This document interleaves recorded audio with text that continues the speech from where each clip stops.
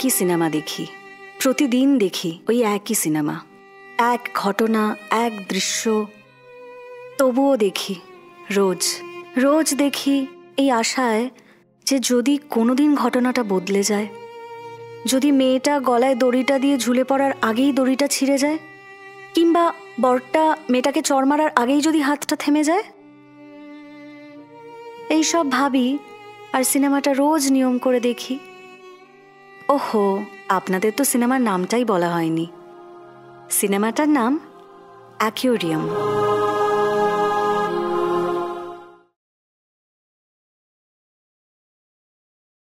High, আমি পৃথা। জানেন তো, একটা ক্যামেরা না অনবরত আমাকে ফলো করে চলেছে। আমি যেখানেই যাচ্ছি সেখানেই আমার পিছু নিচ্ছে। আমি যে দাঁড়ান, আপনাদের সঙ্গে জমিয়ে গল্প করব।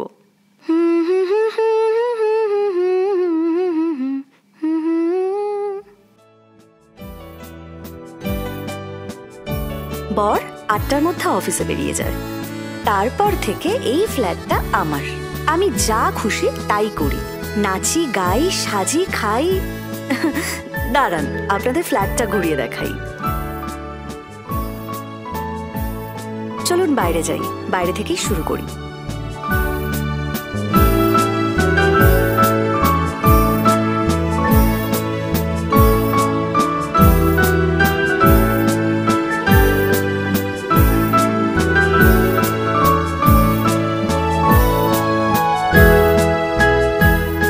বাড়ির এই নেম প্লেট প্রতিমা আমার শাশুড়ির। উনি থাকেন শ্যামনগরে, ওখানে আমাদের আদি বাড়ি। বড়দা ছোড়দাও ওখানে থাকে। বরের অফিস তো সল্টলেকে, তাই নিউ টাউনে এই ফ্ল্যাটটা নিয়েছে। এখানে আমরা আড্ডা দিই। আমরা মানে সোম থেকে শনি আমি, রবিবার আমি আর ও, কখনো সখনো গেস্ট আসে। এই হলো কিচেন, এটা আমার সাম্রাজ্য, এখানে আমার হুকুমদারি চলে। এটা আমার বেডরুম, আমরা দুজন এখানে নাকে তেল দিয়ে ঘুমোই। তবে শনিবার ঘুম হয় না, পরদিন ছুটি থাকে ওর, তাই ওই দিন রাতেই শুধু আমরা না, নিজেদের ব্যক্তিগত কথা সবাইকে বলতে নেই। এটা আমার গেস্ট রুম, শাশুড়ি মা এলে এখানেই ঘুমোয়। ক্যামেরা তাক করে থাকলে না এটাই একটা প্রবলেম, কথা থামতেই চায় না। কিন্তু এটা আমার স্নানের সময়।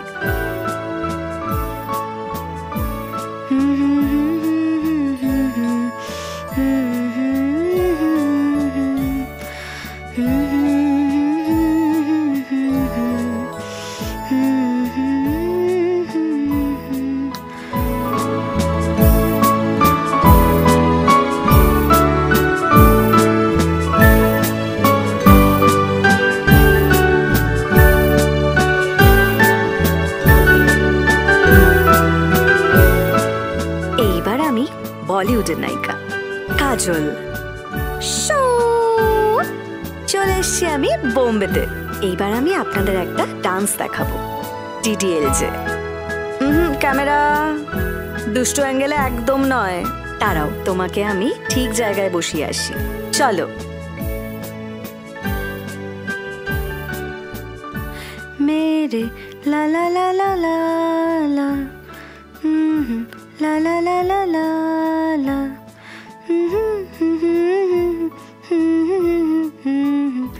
লা লা।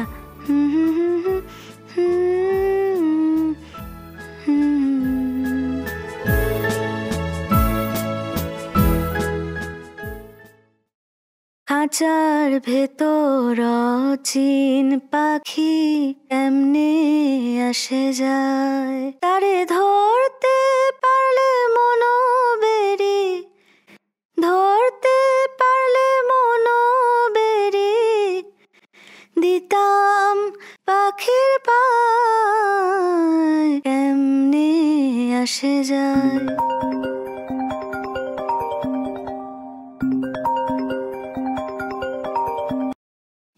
হ্যাঁ হ্যাঁ বলো। না না, ইলেকট্রিকের বিল আসেনি। হ্যাঁ হ্যাঁ, ভাতটা বসিয়েই আমি মাকে ফোন করে নেব। শোনো না, তোমার লাঞ্চটা, বোঝো, কথা শেষ হওয়ার আগেই ফোন কেটে দেয়। এই এক দোষ, না না দোষ না, অভ্যেস। দোষ, আর ভিডিও করতে ইচ্ছে করছে না। আগে ভাতটা বসিয়ে ফোনটা সেরে নি। সরি, এখন আর ভিডিও হবে না। চলো, আগে তো ডিউটি করতে হবে।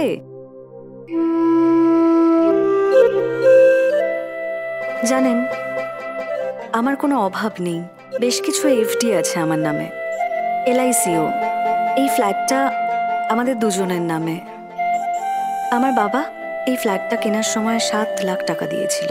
কিন্তু এত সুন্দর ফ্ল্যাট 7 লাখ টাকা আর কি হয় বলুন? জানেন, বাবার কথা বলতে মনে পড়ল, আমি যখন ক্লাস 10-এ উঠলাম তখন প্রত্যেক মাসের 1 তারিখে আমার বাপি আমার বালিশের তলায় 500 টাকা করে রেখে দিত।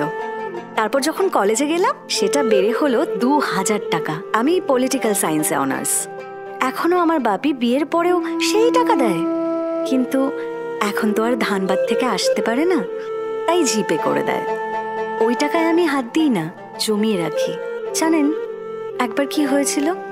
আমার বর অফিসে বেরিয়ে যাবার পর আমাদের নিচের দারোয়ান এসে ওর মাইনে 1500 টাকা চাইলো। আমি বললাম, দেখো আমার কাছে তো এখন নেই, ও বাড়ি ফেরার পরে তুমি ওর কাছ থেকে নিয়ে নিও। বর আসতে আমি ওকে সবটা বললাম। শুনেই ও সপাটে আমার গালে একটা চড় মারল। বলল বাপের দেওয়া টাকাটা তো ছিলই, ওটুকু টাকা দিলে কি তোমার ধম্ম যেত? আমি সুইসাইড করব ভেবেছিলাম, কিন্তু সাহসে কুলোইনি।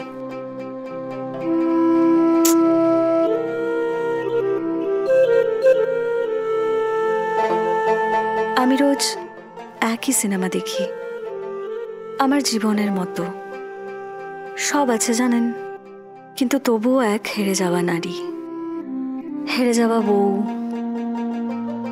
না না মাছ। ওই যে বলেছিলাম না, সিনেমার নাম অ্যাকোয়ারিয়াম।